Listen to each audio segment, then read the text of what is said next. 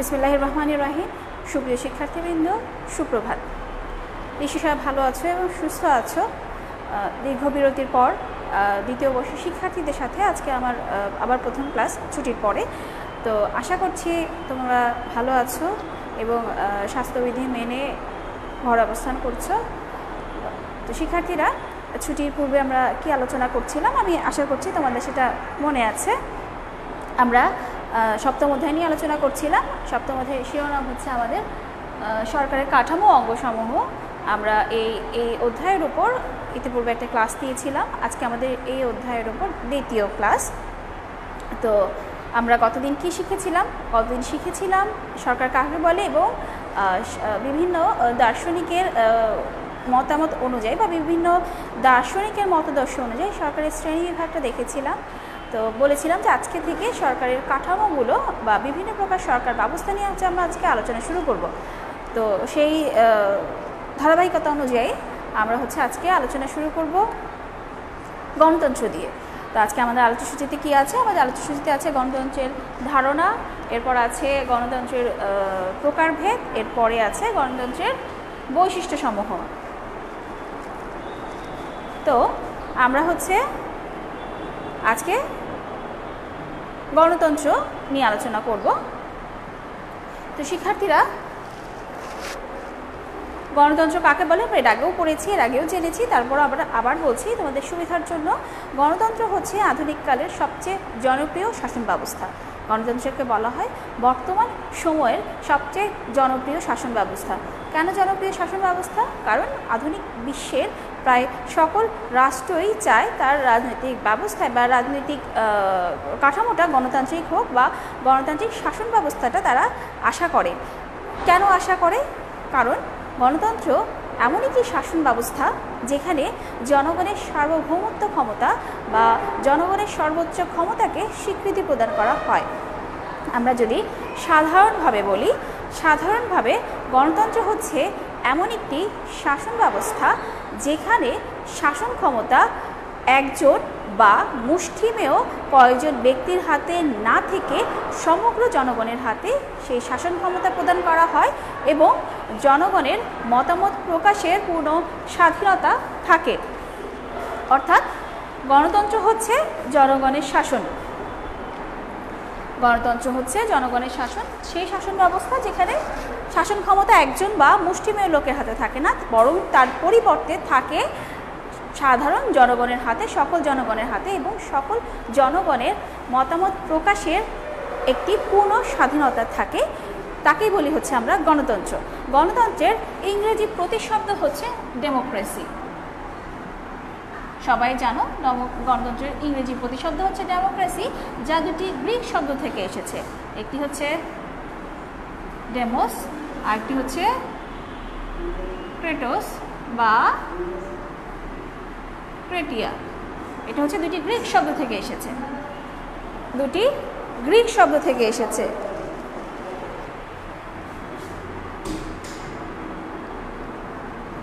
ইংরেজি ডেমোক্রেসি শব্দটি দুটি গ্রিক শব্দ থেকে এসেছে। আচ্ছা, ডেমোস শব্দের অর্থ হচ্ছে জনগণ এবং ক্রেটোস শব্দের অর্থ হচ্ছে শাসন ব্যবস্থা। অর্থাৎ শাব্দিক অর্থে আমরা বলতে পারি গণতন্ত্র হচ্ছে জনগণের শাসন ব্যবস্থা। উৎপত্তিগত অর্থে মানে এই যে শব্দগত অর্থে গণতন্ত্র হচ্ছে জনগণের শাসন ব্যবস্থা। গণতন্ত্রের সম্পর্কে পূর্ণ ধারণা লাভের পূর্বে অবশ্যই কিছু দার্শনিকের সংজ্ঞা আমাদেরকে দেখতে হবে। আমাদের গণতন্ত্র সম্পর্কে ইতিহাসের জনক বলে খ্যাত হেরোডটাস প্রায় 2500 বছর আগে গণতন্ত্রের একটি সংজ্ঞা প্রদান করেছিলেন। তিনিও বলেছেন গণতন্ত্র এমন এক প্রকার শাসন ব্যবস্থা যেখানে শাসন ক্ষমতা আইনগত কোনো শ্রেণী বা শ্রেণীসমূহের ওপর ন্যস্ত না থেকে সমাজের সকল মানুষের ওপর ন্যস্ত থাকে। তিনিও কি বলেছেন যে গণতন্ত্র হচ্ছে এমন একটি শাসন ব্যবস্থা যা আইনগতভাবে কোনো শ্রেণী বা শ্রেণী সমষ্টির হাতে ন্যস্ত না থেকে সকল সমাজের সকল জনগণের হাতে ন্যস্ত থাকে, সেটাকে তিনি গণতন্ত্র বলেছেন।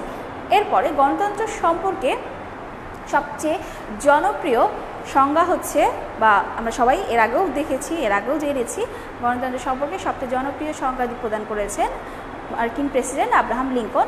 তিনি বলেছেন, democracy is a government of the people, by the people and for the people. অর্থাৎ তিনি বলেছেন গণতন্ত্র হচ্ছে জনগণের জন্য, জনগণের দ্বারা পরিচালিত জনপ্রতিনিধিত্বমূলক একটি শাসন ব্যবস্থা।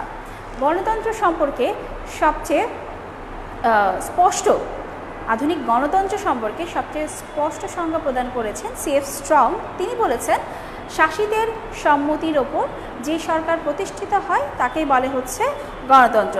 তিনি কি বলেছেন? তিনি বলেছেন শাসিতের সম্মতির ওপর প্রতিষ্ঠিত সরকার ব্যবস্থাকে বলা হয় গণতন্ত্র। অর্থাৎ শাসিত কারা? যারা শাসিত হয়, সাধারণ জনগণ। এই জনগণের সম্মতির উপর যেই সরকারটা গঠিত হয়, অর্থাৎ জনগণ সম্মতি প্রদান করে যে সরকার গঠন করে CF স্ট্রং তাকেই বলেছেন গণতন্ত্র। তাহলে আমরা বলতে পারি গণতন্ত্র হচ্ছে এমন এক শাসন ব্যবস্থা যেখানে শাসন সংক্রান্ত সকল ক্ষমতা জনগণের হাতে ন্যস্ত থাকে। জনগণ প্রত্যক্ষ বা পরোক্ষভাবে সেই শাসন ক্ষমতা ভোগ করে, তাকেই বলি হচ্ছে আমরা গণতন্ত্র। অর্থাৎ যে শাসন ব্যবস্থায় শাসন সংক্রান্ত সকল ক্ষমতা জনগণের হাতে ন্যস্ত থাকে তাকেই বলি হচ্ছে আমরা গণতন্ত্র। এরপরে আমরা যেটাতে যাব সেটা হচ্ছে গণতন্ত্রের প্রকারভেদ। তার আগে একটি কথা, আমাদের গণতন্ত্র কিন্তু সূচনা লাভ করে সেই প্রাচীন গ্রিসে সর্বপ্রথম গণতন্ত্র সূচনা লাভ করে বা গণতন্ত্রের যাত্রা শুরু হয়। সেই প্রাচীন গ্রিসে গণতন্ত্রের যেই রূপটা ছিল বা গণতন্ত্র বলতে যা বোঝানো হতো, বর্তমানে কিন্তু গণতন্ত্র বলতে তা বোঝানো হয় না। বর্তমানে কিন্তু গণতন্ত্রের ধারণাটা কিছুটা পরিবর্তন হয়েছে। তাই এই প্রাচীনকালের গণতান্ত্রিক রূপ এবং আধুনিককালের গণতান্ত্রিক রূপের উপর ভিত্তি করে গণতন্ত্রকে কয়েকটি শ্রেণীতে বিভক্ত করা হয়। তাহলে আমরা দেখব গণতন্ত্রের প্রকারভেদ।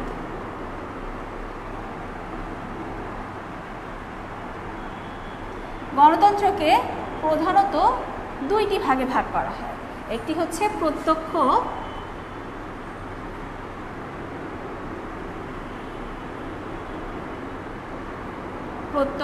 বা বিশুদ্ধ গণতন্ত্র,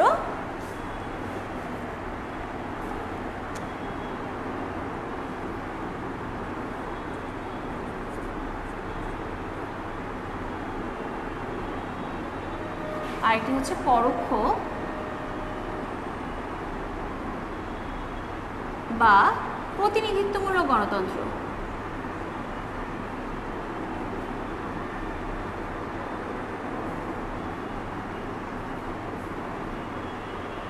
গণতন্ত্রকে দুটি শ্রেণীতে বিভক্ত করা হয়। একটি হচ্ছে প্রত্যক্ষ বা বিশুদ্ধ গণতন্ত্র এবং আরেকটি হচ্ছে পরোক্ষ বা প্রতিনিধিত্বমূলক গণতন্ত্র। প্রত্যক্ষ গণতন্ত্র কাকে বলে? যে শাসন ব্যবস্থায় জনগণ সরাসরি শাসন কার্যে অংশগ্রহণ করে তাকে বলা হয় প্রত্যক্ষ গণতন্ত্র, এবং যে শাসন ব্যবস্থায় জনগণ সরাসরি অংশগ্রহণ না করে প্রতিনিধি নির্বাচনের মধ্য দিয়ে অংশগ্রহণ করে তাকে বলা হয় হচ্ছে পরোক্ষ গণতন্ত্র। যেমন উদাহরণ হিসেবে আমরা যদি দেখি, প্রত্যক্ষ গণতন্ত্র কোথায় সূচনা লাভ করেছিল? প্রাচীন গ্রিসে যখন গণতন্ত্র সূচনা লাভ করে তখন কিন্তু এক একটি নগরকে এক একটি রাষ্ট্র হিসেবে চিহ্নিত করা হতো। অর্থাৎ তখন নগর রাষ্ট্র প্রচলিত ছিল, এক একটি নগরকে এক একটি রাষ্ট্র হিসেবে চিহ্নিত করা হতো। সেই নগর রাষ্ট্রে নাগরিক হিসেবে শুধুমাত্র রাষ্ট্রের পুরুষ নাগরিকদেরকে নাগরিক হিসেবে চিহ্নিত করা হতো। তাহলে এক তো তখন রাষ্ট্রের আয়তন ছোট ছিল এবং জনসংখ্যা অর্থাৎ নাগরিকের সংখ্যাও তখন কম ছিল, যার ফলে জনগণ একটি নির্দিষ্ট দিনে একটি নির্দিষ্ট সময়ে একটি নির্দিষ্ট স্থানে বসে রাষ্ট্রের পরিকল্পনা কেমন হবে, রাষ্ট্রের জন্য কোন কোন নীতি নির্ধারণ করা হবে, রাষ্ট্রের রাজস্ব ব্যয়টা কেমন হবে, তারপর হচ্ছে রাষ্ট্রীয় পদে কাকে আসীন করা হবে সেই সিদ্ধান্ত সহজেই নিতে পারত। সেই গণতান্ত্রিক ব্যবস্থাটা ছিল আমাদের প্রত্যক্ষ গণতন্ত্র, অর্থাৎ সরাসরি গণতন্ত্র বা সরাসরি রাষ্ট্রীয় কার্যে অংশগ্রহণ করা। কিন্তু আধুনিক কালে কিন্তু রাষ্ট্রের ধারণাটা পরিবর্তন লাভ করেছে। সেই প্রাচীনকালের ক্ষুদ্র যে নগর রাষ্ট্রগুলো ছিল, আধুনিক কালে সেই ক্ষুদ্র নগর রাষ্ট্র কিন্তু আধুনিক রাষ্ট্র নয়। আধুনিক রাষ্ট্র হচ্ছে জাতি রাষ্ট্র, অর্থাৎ এক একটি জাতীয়তার উপর ভিত্তি করে এক একটি রাষ্ট্র গঠিত। তাই এই জাতি রাষ্ট্রে যেমন রাষ্ট্রের কিন্তু এখন আমরা শুধুমাত্র পুরুষরা নাগরিক না, নারী পুরুষ নির্বিশেষে প্রত্যেককে প্রত্যেক রাষ্ট্রের স্থায়ী বাসিন্দাকে বলা হয় হচ্ছে আমার নাগরিক। তাহলে আমার রাষ্ট্রের আয়তনও বৃদ্ধি পেয়েছে, আমার জনসংখ্যাও বৃদ্ধি পেয়েছে। এই বিশাল আয়তনের জনগণের পক্ষে কিন্তু সরাসরি শাসন কার্যে অংশগ্রহণ করা এখন মোটেও সম্ভব নয়। সবাই যদি এখন শাসন কার্যে অংশগ্রহণ করতে যায়, সেক্ষেত্রে রাষ্ট্রে একটি বিশৃঙ্খলা সৃষ্টি হবে। তাই আধুনিককালে সে প্রত্যক্ষ গণতন্ত্রের ধারণাটা কিছুটা পরিবর্তন লাভ করে এসেছে পরোক্ষ গণতন্ত্র বা প্রতিনিধিত্বমূলক গণতন্ত্র। এই পরোক্ষ গণতন্ত্রে কি করে জনগণ? ভোট দিয়ে একটি নির্দিষ্ট সময় পর পর নির্বাচক মণ্ডলী ভোট দিয়ে তাদের প্রতিনিধি নির্বাচন করে এবং সেই প্রতিনিধির মধ্য দিয়ে তারা শাসন কার্যে অংশগ্রহণ করে। প্রতিনিধিরা সাধারণ জনগণের প্রতিনিধিত্ব করে আইনসভায়, তারপর হচ্ছে শাসন বিভাগে সাধারণ জনগণের মতের প্রতিনিধিত্ব করে। তাই আধুনিক গণতন্ত্রকে বলা হয় যে পরোক্ষ গণতন্ত্র। তো শিক্ষার্থীরা, আমি আশা করছি তোমরা গণতন্ত্রের শ্রেণী বিভাগটা বুঝতে পেরেছ বা তোমাদের কাছে ক্লিয়ার। এরপরে আমরা যে বিষয়টি নিয়ে আলোচনা করব, আমাদের সর্বশেষ আলোচ্য সূচি, আমরা দুটো শেষ করলাম। সর্বশেষ আলোচ্য সূচি সেটা হচ্ছে গণতন্ত্রের বৈশিষ্ট্য।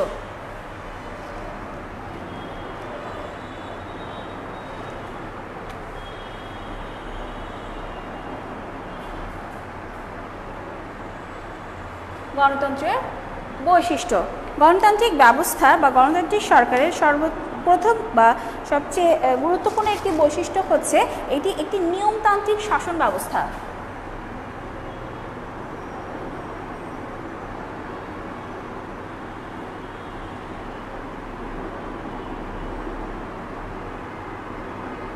গণতন্ত্র হচ্ছে একটি নিয়মতান্ত্রিক শাসন ব্যবস্থা। গণতন্ত্রটা সম্পূর্ণ নিয়ম নীতির অনুসরণ করে চলে। এই যে গণতন্ত্রে, আধুনিক গণতন্ত্রে হচ্ছে তোমার যে প্রতিনিধিত্বমূলক গণতন্ত্র, এই প্রতিনিধিত্ব বা প্রতিনিধি নির্বাচন কিন্তু একটি নিয়ম নীতির মধ্য দিয়ে যায়।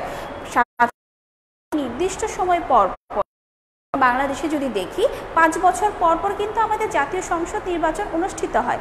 এই জাতীয় সংসদ আমাদের আইনসভা, এই আইনসভার নির্বাচনে কিন্তু গণতান্ত্রিক নির্বাচন, সেটা কিন্তু কোনো নিয়ম নীতি ছাড়া বা হচ্ছে কোনো পূর্ব পরিকল্পনা ছাড়া হয় না।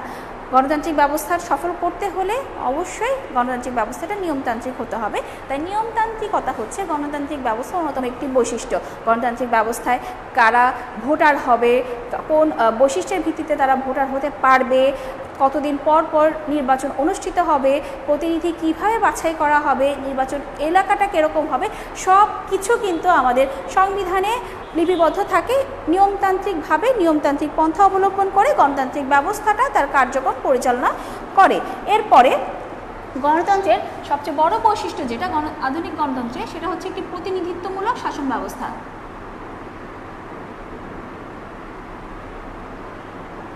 প্রতিনিধিত্বমূলক শাসন ব্যবস্থা, যেমনটা আমরা পূর্বে বলেছি যে আধুনিককালে সকল জনগণের পক্ষে শাসন কার্যে অংশগ্রহণ করা সম্ভব নয়। তাই তারা কি করে? প্রতিনিধি বাছাই করে, প্রতিনিধি বাছাইয়ের মধ্য দিয়ে শাসন কার্যে অংশগ্রহণ করে। তাই আধুনিক গণতান্ত্রিক ব্যবস্থাটা হচ্ছে একটি প্রতিনিধিত্বমূলক শাসন ব্যবস্থা।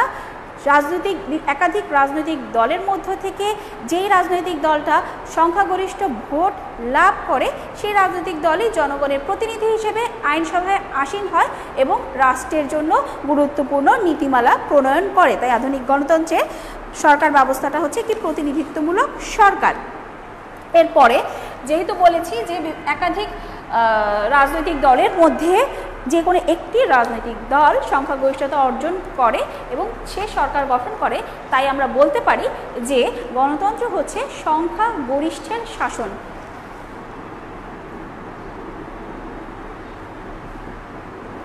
সংখ্যাগরিষ্ঠের শাসন। সংখ্যাগরিষ্ঠ জনগণ যে রাজনৈতিক দলকে ভোট দিয়ে নির্বাচন করবে, সেই রাজনৈতিক দলই হচ্ছে সরকার গঠন করবে বা জনগণের প্রতিনিধি হিসেবে নির্বাচিত হবে। সেক্ষেত্রে যদি কোনো রাজনৈতিক দল সংখ্যাগরিষ্ঠতা অর্জন করতে না পারে, তাহলে কিন্তু তার পক্ষে সম্ভব হবে না সরকার গঠন করা। আমাদের সাথে কে আছে? ইসরাত জাহান ঐশী, ওয়ালাইকুম আসসালাম।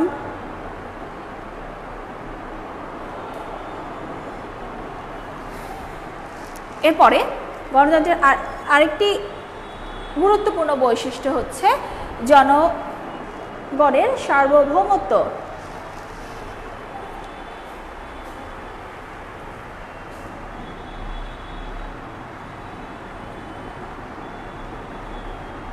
জনগণের সার্বভৌমত্ব হচ্ছে গণতন্ত্রের আরেকটি গুরুত্বপূর্ণ বৈশিষ্ট্য।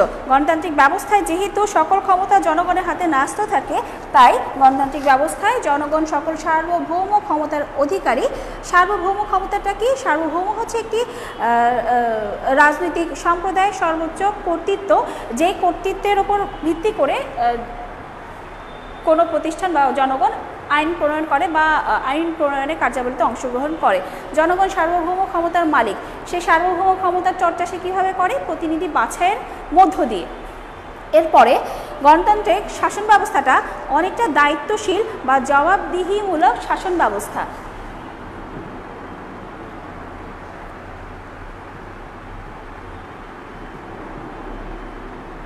দায়িত্বশীল বা জবাবদিহিমূলক শাসন ব্যবস্থা।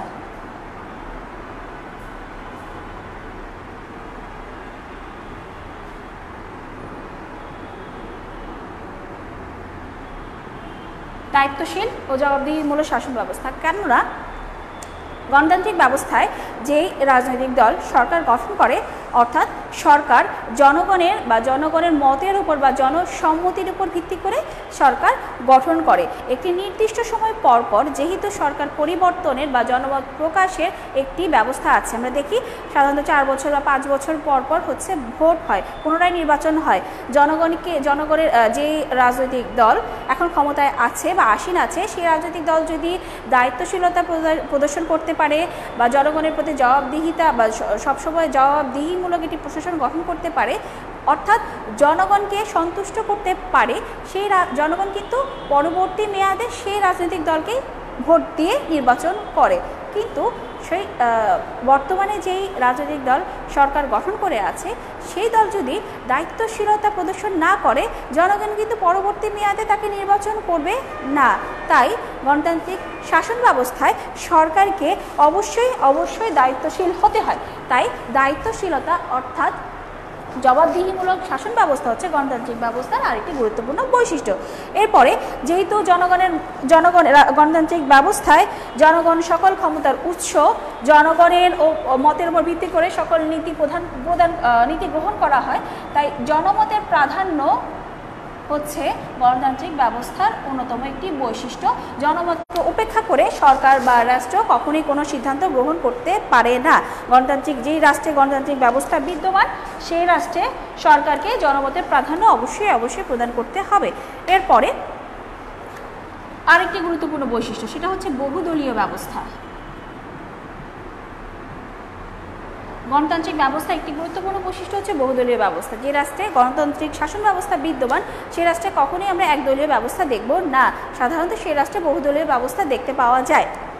বহুদলীয় ব্যবস্থাকে আমরা আগে দেখেছিলাম, যে রাজনৈতিক ব্যবস্থায় 2-এর অধিক রাজনৈতিক দলের উপস্থিতি দেখা যায়, তাকে বলি হচ্ছে আমরা বহুদলীয় ব্যবস্থা। এই 2-এর অধিক রাজনৈতিক দল জনমতকে প্রভাবিত করে জনমত গ্রহণ করে, অর্থাৎ একাধিক রাজনৈতিক দলের মধ্য থেকে জনগণ যে রাজনৈতিক দলকে ভোট প্রদান করে বা সমর্থন দিয়ে বিজয়ী করবে, অর্থাৎ যে রাজনৈতিক দল সংখ্যাগরিষ্ঠ সমর্থন লাভ করবে, সেই রাজনৈতিক দলই কিন্তু সরকার গঠন করবে। তাই গণতান্ত্রিক ব্যবস্থায় আমরা সাধারণত বহুদলীয় ব্যবস্থাটি দেখতে পাই। এরপর গণতান্ত্রিক ব্যবস্থায় আইনের শাসনের উপস্থিতি আরেকটি গুরুত্বপূর্ণ বৈশিষ্ট্য। আইনের শাসন হচ্ছে আইনের চোখে সবাই সমান, কেউ আইনের ঊর্ধ্বে নয়। আইনের চোখে সবাই সমান, কেউ আইনের ঊর্ধ্বে নয়। আইনের শাসনের সবচেয়ে বড় বৈশিষ্ট্য হচ্ছে সর্বোচ্চ আইনের কর্তৃত্ব। কেউ আইনের বাইরে গিয়ে আইনের বাইরে নয়, প্রত্যেকের জন্যই আইন সমান। জাতি, ধর্ম, বর্ণ, নারী, পুরুষ নির্বিশেষে প্রত্যেকে একই প্রকার আইনের শাসন লাভ করবে, সেটাই হচ্ছে আমাদের আইনের শাসন। আইনের শাসন হচ্ছে গণতান্ত্রিক ব্যবস্থার অন্যতম একটি বৈশিষ্ট্য। এরপরে সংবিধানের প্রাধান্য। গণতান্ত্রিক ব্যবস্থার আরেকটি বৈশিষ্ট্য হচ্ছে সংবিধানের প্রাধান্য। আমরা জানি সংবিধান হচ্ছে রাষ্ট্রের সর্বোচ্চ দলিল। সংবিধান হচ্ছে রাষ্ট্রের সর্বোচ্চ দলিল। গণতান্ত্রিক ব্যবস্থায় সংবিধানকে সর্বোচ্চ প্রাধান্য প্রদান করা হয়। গণতান্ত্রিক ব্যবস্থায় সংবিধানের উপর ভিত্তি করে সরকারের যে 3টি বিভাগ আছে সেই 3টি বিভাগ তাদের ক্ষমতা চর্চা করে। এছাড়াও সংবিধানের উপর ভিত্তি করে জনগণকে তার অধিকার প্রদান করা হয় এবং জনগণ তার কর্তব্যগুলো পালন করে। অর্থাৎ গণতান্ত্রিক ব্যবস্থার সবচেয়ে একটি বড় বৈশিষ্ট্য হচ্ছে সাংবিধানিক প্রাধান্য স্বীকৃতি প্রদান করা বা সাংবিধানিক প্রাধান্য। এরপরে গণতান্ত্রিক ব্যবস্থার আরেকটি বৈশিষ্ট্য হচ্ছে বিচার বিভাগের নিরপেক্ষতা।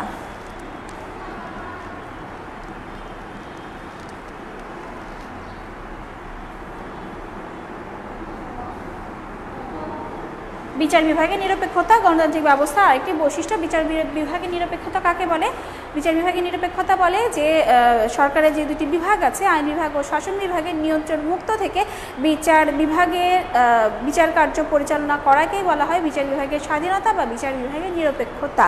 গণতান্ত্রিক ব্যবস্থায় বিচার বিভাগটা স্বাধীন ও নিরপেক্ষ থাকে। বিচার বিভাগ স্বাধীন ও নিরপেক্ষ না থাকলে কখনোই রাষ্ট্রের ন্যায় বিচার প্রতিষ্ঠা করা যায় না। তাই রাষ্ট্রের ন্যায় বিচার প্রতিষ্ঠা করার জন্য এই যে আইনের শাসনটা কার্যকর করতে হলে অবশ্যই বিচার বিভাগকে স্বাধীন রাখতে হবে। জনগণেরকে তার যে ক্ষমতা তার যে অধিকার সেটা প্রদান করতে হলে অবশ্যই বিচার বিভাগকে স্বাধীন রাখতে হবে। তাই বিচার বিভাগের স্বাধীনতা বা নিরপেক্ষতা হচ্ছে গণতান্ত্রিক শাসন ব্যবস্থার আরেকটি গুরুত্বপূর্ণ বৈশিষ্ট্য। এরপরে গণতান্ত্রিক ব্যবস্থায় যেহেতু আমরা দেখেছি জনমতের প্রাধান্য দেওয়া হয় বা জনমতকে প্রাধান্য প্রদান করা হয়, আর এই জনমত গঠন বা জনমতের বহিঃপ্রকাশের একটি মাধ্যম হচ্ছে আমাদের গণমাধ্যম। গণতান্ত্রিক ব্যবস্থায় গণমাধ্যমটাকে স্বাধীন রাখা হয় বা স্বাধীনতা প্রদান করা হয়। তাহলে স্বাধীন গণমাধ্যম হচ্ছে গণতান্ত্রিক আরেকটি বৈশিষ্ট্য। গণতান্ত্রিক ব্যবস্থায় গণমাধ্যমের ওপর কোনো প্রকার বিধি নিষেধ বা নিষেধাজ্ঞা আরোপ করা হয় না। গণমাধ্যম যে কোনো প্রকার জনমত গঠন বা তোমার যদি বলি আমরা কোনো কর্মকাণ্ড বা সরকারের অবস্থান প্রচারের ক্ষেত্রে সর্বদা স্বাধীন এবং নিরপেক্ষ থাকে। এরপরে গণতান্ত্রিক ব্যবস্থা যেহেতু জনগণের সম্মতির উপর প্রতিষ্ঠিত, জনমতের উপর প্রতিষ্ঠিত, জনগণের জন্য গণতান্ত্রিক ব্যবস্থা, জনগণের শাসন ব্যবস্থাই হচ্ছে গণতান্ত্রিক ব্যবস্থা। তাই গণতান্ত্রিক ব্যবস্থায় সব সময় নাগরিক অধিকারটাকে সংরক্ষণ করা হয়। নাগরিক অধিকার সংরক্ষণ হচ্ছে আমাদের গণতান্ত্রিক ব্যবস্থার অন্যতম একটি বৈশিষ্ট্য। অর্থাৎ গণতান্ত্রিক শাসন ব্যবস্থায় নাগরিকের যে অধিকারগুলো থাকে সেগুলোকে সংবিধানে সুস্পষ্টভাবে লিপিবদ্ধ করে নাগরিক অধিকারগুলোকে সংরক্ষণ করা হয়। যে সকল রাষ্ট্রে নাগরিকদেরকে যথাযথ অধিকার ভোগ করা হয় না সেই সকল রাষ্ট্রে গণতন্ত্র কখনোই প্রতিষ্ঠিত হতে পারে না। তো শিক্ষার্থীরা, এই ছিল আজকে আমাদের আলোচ্য সূচি। আমরা আজকে দেখলাম গণতন্ত্র কাকে বলে, গণতন্ত্রের প্রকারভেদ এবং গণতন্ত্রের বৈশিষ্ট্য। তো আমরা পরবর্তী ক্লাসে গণতন্ত্রের সুবিধা বা গুণাবলী এবং গণতন্ত্রের ত্রুটিসমূহ নিয়ে হাজির হব বা আলোচনা করব। তোমরা বাসায় অবশ্যই তার আগে কিছুটা অধ্যয়ন করে নিবে। আজকে এই পর্যন্তই। সকলে ভালো থাকবে এবং সুস্থ থাকবে। সকলের সুস্থতা কামনা করে আজকে শেষ করছি। আল্লাহ হাফেজ।